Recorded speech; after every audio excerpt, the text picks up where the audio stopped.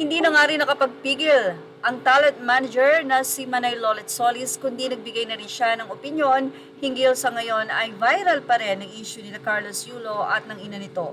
Tila hanggat hindi sila talaga nakikita at nagkakaayos,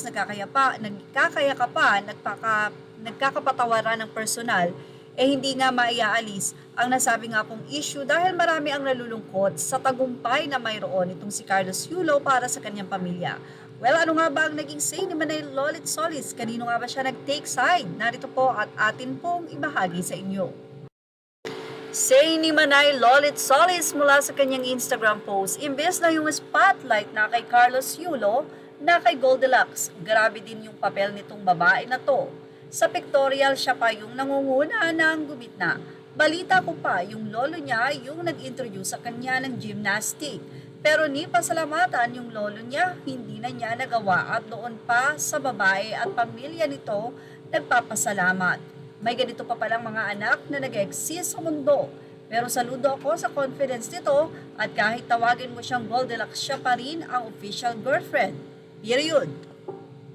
Siyempre, tignan naman din natin kung ano naging say ng mga netizens sa naging opinion na ito ni Manay Lolit Solis. Aniya, hindi natin masisi si Boy. Malay mo ngayon lang may lumapit sa kanya na hot, ganda na sa paningin niya. Nabulag lang siya, proud na si Boy, nagka-GF na ng ganyan. Feeling niya siguro wala nang magandang babae na makikita sa mundo. Well, ang ilang netizen naman ay eto ang sinabi mula kay Francisco Orozca Catalan Jr. Medyo mahaba. Mas lalong tumindi ang pagmamahalan nilang dalawa kahit ilang milyon pa ang tutol sa kanila, lalong hindi na ito matitinag. Hayaan niyo muna silang lumigaya sa kanilang buhay pag-ibig at wala tayong ambag sa kanila para husgahan. Karapatan nila yon at labas na tayo sa kanilang buhay. Ang pag-ibig kasi nila ay parang bubble gum, sa umpisa matamis habang tumatagal patabang ng patabang.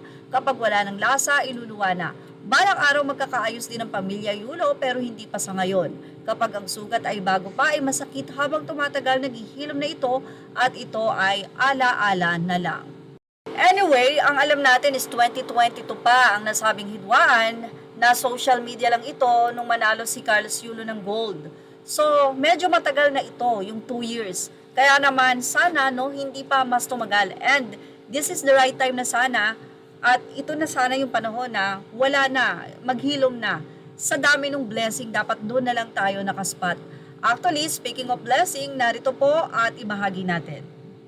Congratulations sa napakatyagang coach, Filipino coach ni Carlos Yulo na si Mr. Castañeda. Dahil alam nyo ba na ang coach pala kapag ka nanalo ang yung bata sa representative, bilang representative sa Olympics, ay makakakuha ka ng 50% ng mapapanalunan nito. So nakakuha si Carlos Yulo ng 2 gold medal and it's equivalent yon sa 20 million. Kaya naman si Coach Castañeda ay may tumataginting na 10 million pesos mula sa PubCor. Kaya naman congrats dahil ang inyong pinaghirapan, ayan at nagbunga na. Ayan ang ating Showbiz Now update. Images are all credit to the rightful owners. Thank you for watching Showbiz Now.